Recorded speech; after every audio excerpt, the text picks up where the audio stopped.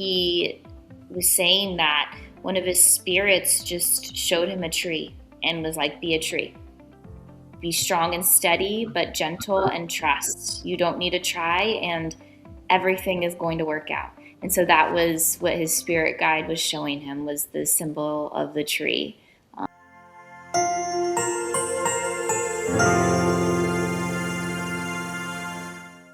Like, you get into these postures in order to clear the mind. And when we clear the mind, right, we're in the present moment. And the present moment is the only moment we have. And that's why it's so powerful. Because our minds like to go to the past and the present, or the future, but it's in the present that the magic happens. And that's what these poses bring to us. And certain difficulties are different for different people, right? We experience difficult postures. Some people need a headstand in order to get to the present moment. Some people just need to forward fold because it's so intense to learn how to breathe and just be in the present moment of that. So that's the cool component of it.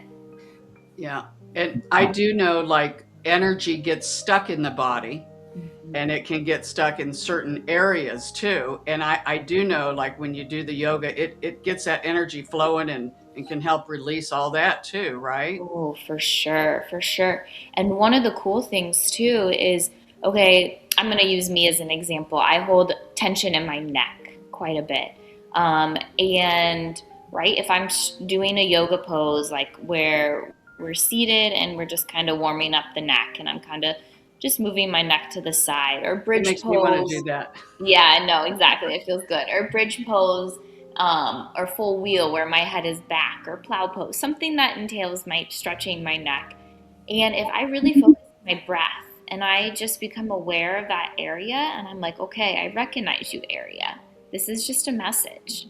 And tell me, teach me, what are you trying to tell me? Most of the time you'll hear a message, and it'll be like, hey, you're holding the weight of the world. You don't need to hold it anymore. It's not your job. It's time to be free and just to be Lexi, right?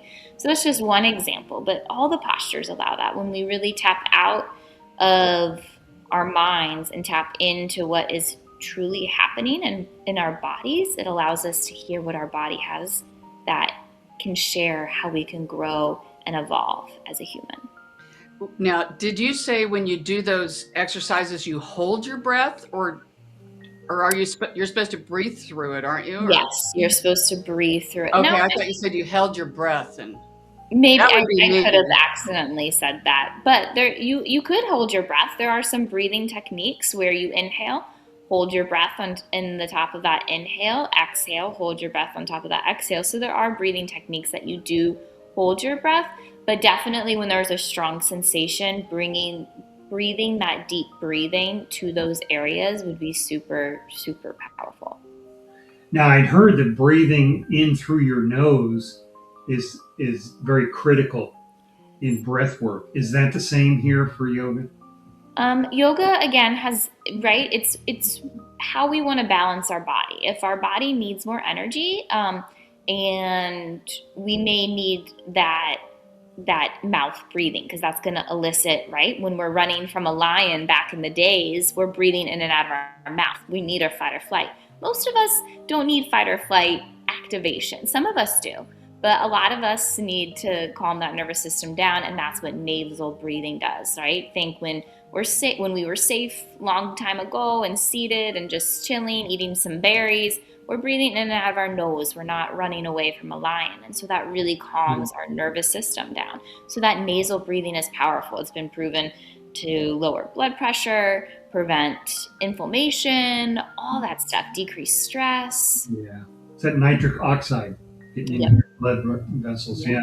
No, you're so right. Yeah, I have high blood pressure, so I do breathing exercises a lot just because of that. And it really lowers my blood pressure at least 10 points. Oh, I bet. In the breath work. It's really crazy how quickly it can do that. No, that's beautiful. Do you use any mouth tape or anything like that? Have you No, I heard that at night you tape your mouth shut so you breathe through your nose. My nose was all stopped up here. Just so do that. Yeah, that might not end well. You wake up dead. So, Yeah.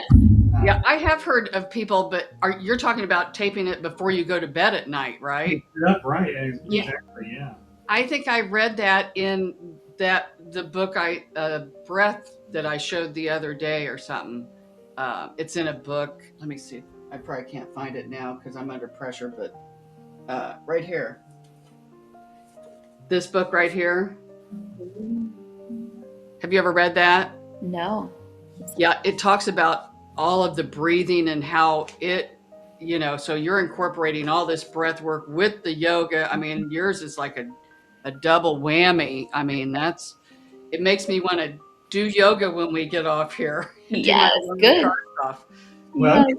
you said as little as 5 minutes throughout. Oh, yeah. Little as 5 minutes can make a huge impact. Okay, so we don't need to like set aside an hour for a class or anything. Just I will tell you that once you start with the 5 minutes, you're going to start getting addicted to it because you're going to start feeling so good that you're going to want to do more and more and more. But yeah, 5 minutes. It's how long are your classes they're usually? typically an hour. Hour? Hmm. Do you have have people giving you feedback in terms of the kind of visions they've seen during your Um, experience? There are a few people that feel comfortable with visions in classes. It's mostly in my one-on-one sessions that they're mostly open about that. One of my favorites is a longtime client, and we were doing it in just trees. Trees were very prominent, and he was saying that one of his spirits just showed him a tree and was like, "Be a tree." Be strong and steady, but gentle and trust. You don't need to try, and everything is going to work out. And so that was what his spirit guide was showing him, was the symbol of the tree. So I just thought that was super beautiful component of what he had to share. Yeah. Yeah, it really is interesting. Huh.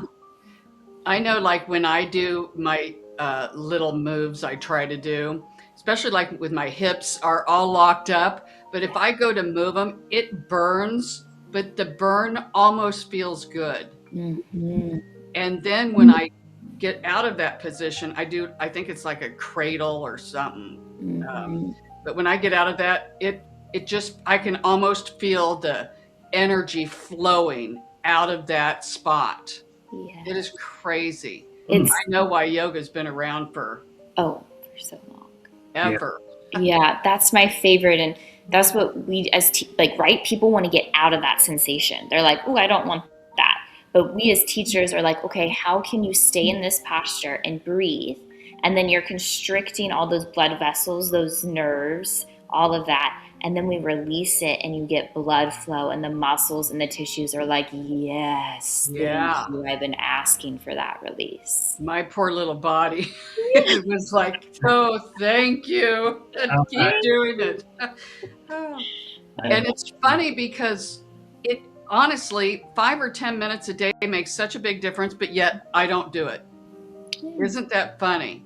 Yeah, I think that's right. That's everybody knows that yoga, stretching, working out is good. I think that's the hardest thing, or meditation, or whatever it may be. It's just figuring out how to do it and finding that motivation. But I think we also have to trust that, it's going to happen, and we're going to start doing it when we're really meant to do it, and trust in the divine timing. If you're like, "Oh, I feel called to do it," then we do it, right? There's something of listening to the intuitive component within us and trusting that the whole process, maybe we aren't doing it because you're supposed to feel horrible, and then all of a sudden you feel so bad. Okay, this completely changes your life, and now you're doing a completely different track in life, right? So I think trusting in the process of it, but yeah, it's hard to start sometimes doing those things. I ask a question too. Have you ever heard of hot yoga? Yes, yeah. So I teach. The yoga studio and the village are both hot yoga. Really? Can you explain? I know people that do that. It almost sounds brutal to me. But can you kind of explain what it is? And Yeah. So it's just It's the same flows and all of that. It's just in a heated room, so we're sweating. So we're adding another component of detoxification, and then another component of the mental capacity, right? If you're hot, there's more struggle that you're going to have to go through. So how are we going to learn how to breathe through this and clear the mind even more? Because there's an added variable to this practice that's assisting in that. So now we're learning how to clear the mind even more, and then we can get into that, right? Because yoga is a practice, and we're practicing for real life. When real life throws us challenges, that's what yoga is going to help us for. How do we breathe and get to the present moment so we can be in our aligned state in everyday tasks? And yoga helps with that. And adding the heat gives us an added challenge to that component as well to really help us practice our skills. So how hot is a room? So it depends on the class.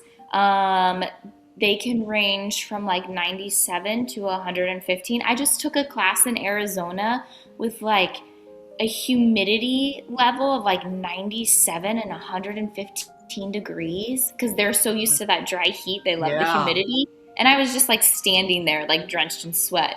It wasn't my favorite, but they loved it there. Where here it's more of a drier heat, but it's that heat that warms you up from the inside out to really open you up even more and allow that heat to expand your tissues, so you can get deeper into the postures in the mind.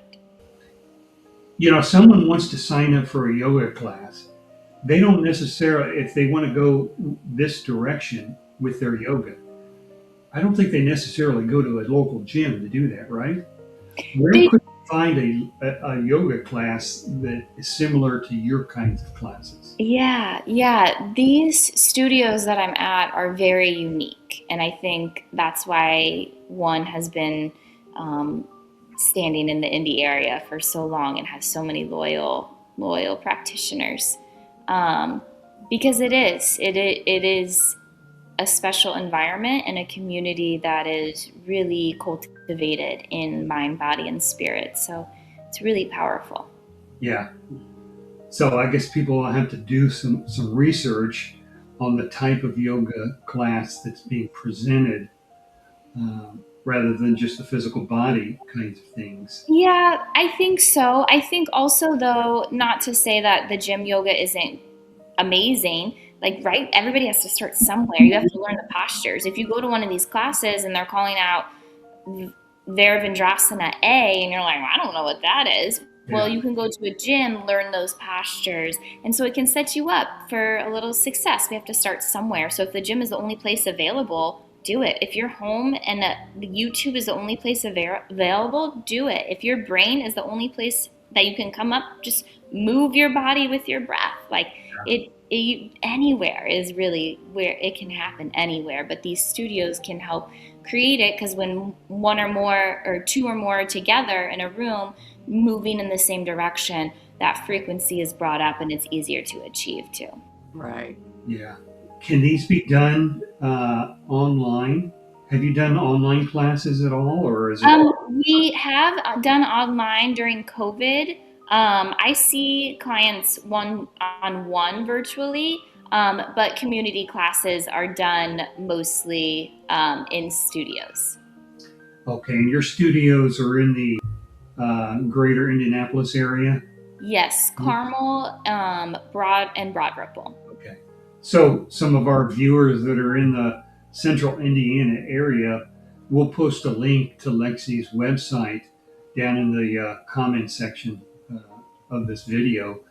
So if you're interested and you want to get a hold of Lexi and maybe schedule some classes, or maybe even an online class if you're not in central Indiana, you can use that website.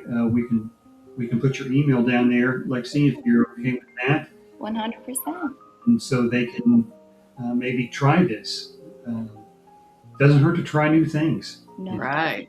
No matter who you are or how old you are. Yeah. Yeah.